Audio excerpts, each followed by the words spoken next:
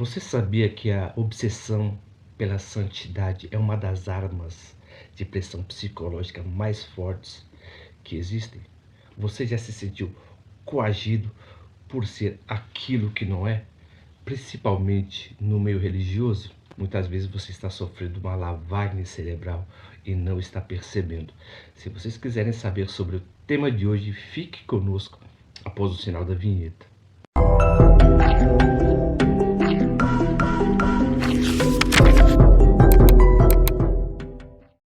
O que é santidade? O que se entende por santificação? Nós do Ocidente entendemos que santificação é uma coisa que Deus exige do homem, e como se o homem fosse um eterno devedor em o adorar constantemente, em gritar e em berrar, em fazer propósitos ou em fazer campanhas. O interessante é que a santidade, na maioria das vezes, ela é uma ideologia de controle. Por quê? Porque dentro do seu cerne há um discurso de pureza espiritual. Ou seja, o fiel ele não é conduzido pela sua liberdade, mas a vigilância permanente sobre si mesmo. Então, as relações que ele vai ter com o sagrado é sempre inalcançável. Isso acontece em religiões praticamente do Ocidente.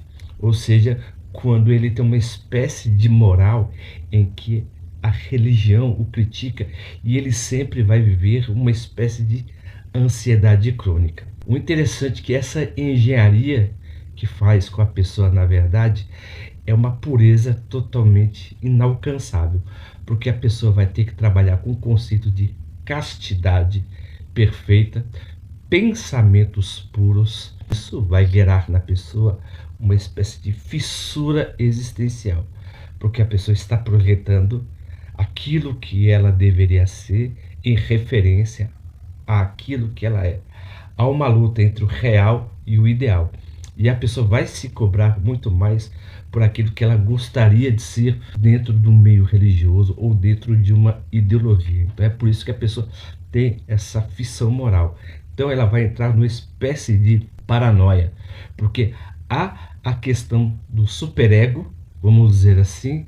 A religião ela vai trabalhar com uma espécie de superego, como você deveria agir, como você deveria ser para ser aceito no meio religioso, e tem a sua identidade, tem a sua natureza, tem a sua força libidinal.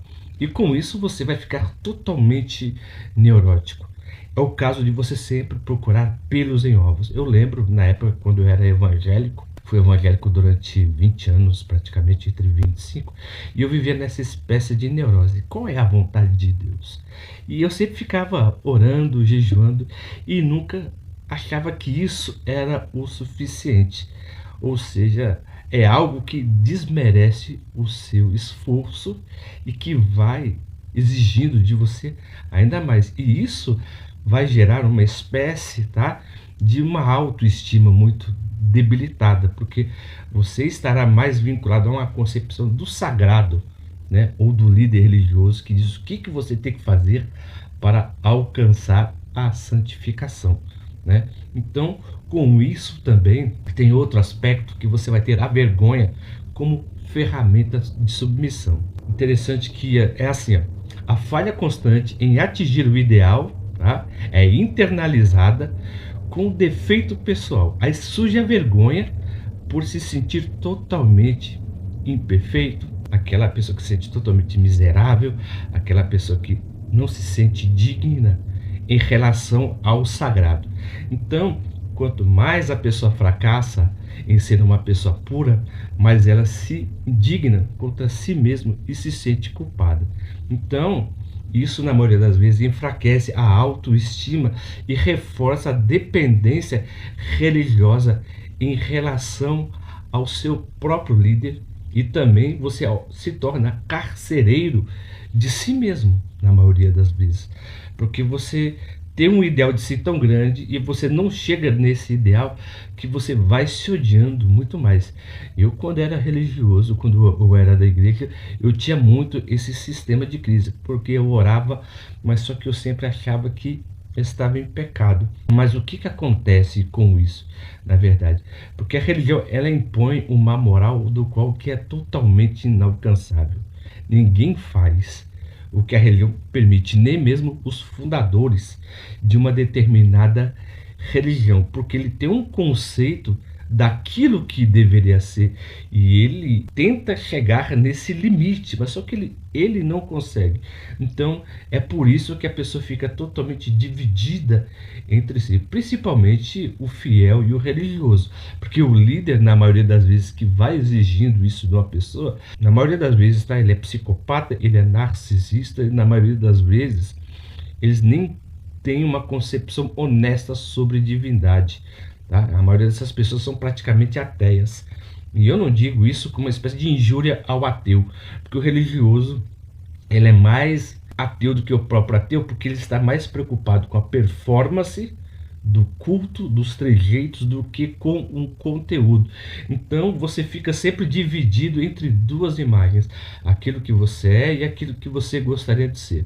Então é por isso que as pessoas se encantam muito mais por uma espiritualidade, vamos dizer assim, né, que é totalmente estética, mas nada é relacional. É por isso que você admira aquela pessoa, né, que você vê pregando, né, porque ela passa uma imagem de santidade.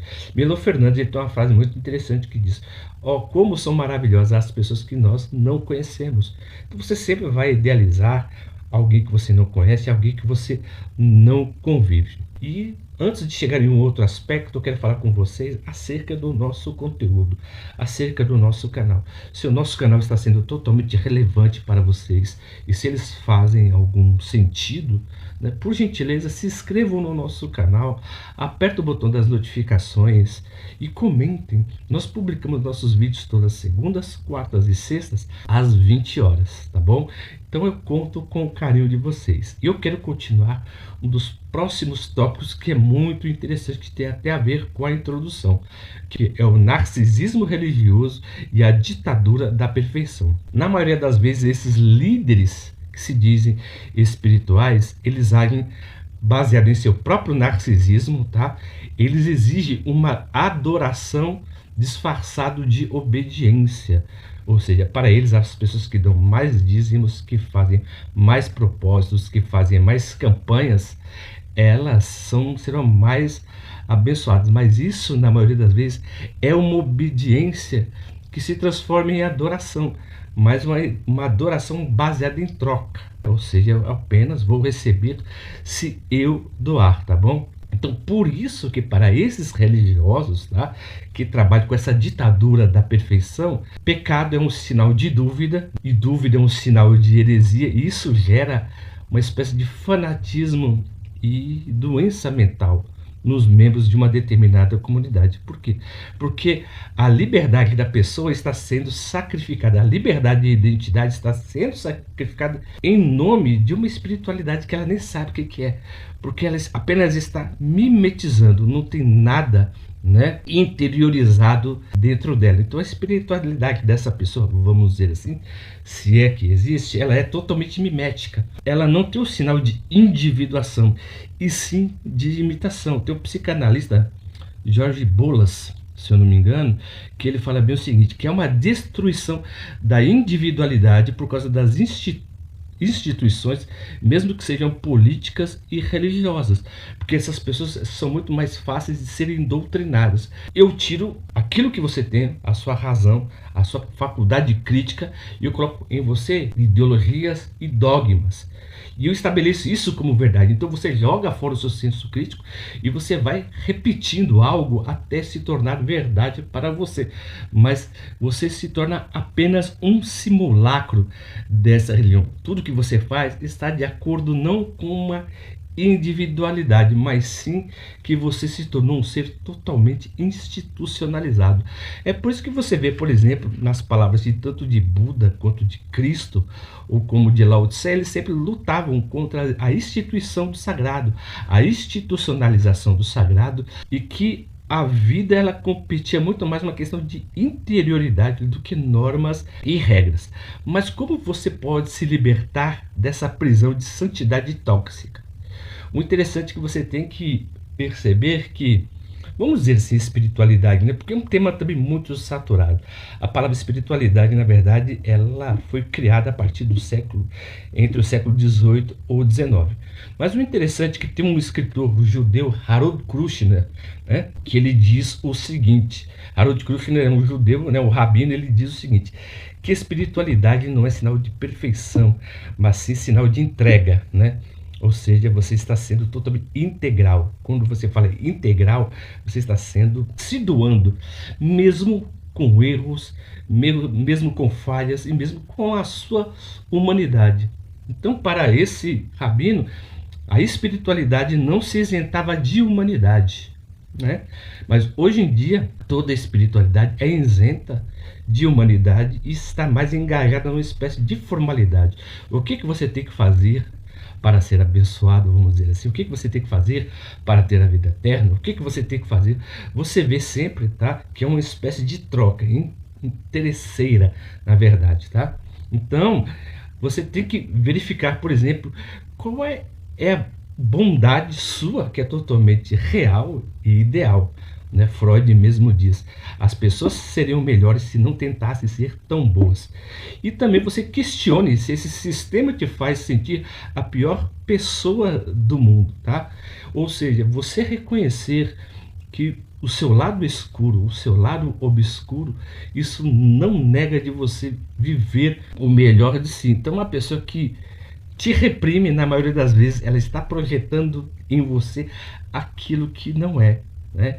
E ela, muitas vezes, acha nela como um sinal de redenção. Então, por isso que a santidade é uma prisão que é totalmente mental, que uma pessoa e uma instituição cria, e que essa pessoa e que essa instituição quer outorgar a vida às pessoas como as pessoas devem viver, não aceita a realidade e a individualidade dela. Se vocês gostaram do tema de hoje, ficaram conosco até o final desse vídeo, por gentileza se inscrevam no nosso canal, aperta o botão das notificações e dê um joinha. Eu vou colocar aqui, tá bom? O QR Code, aí vocês escaneiam e entra no na nossa, tá bom? Publicamos nossos vídeos todas segundas, quartas e sextas às 20 horas. E como sempre, mais uma vez, eu agradeço o carinho e a atenção de todos que ficaram conosco até o final desse vídeo e até a próxima.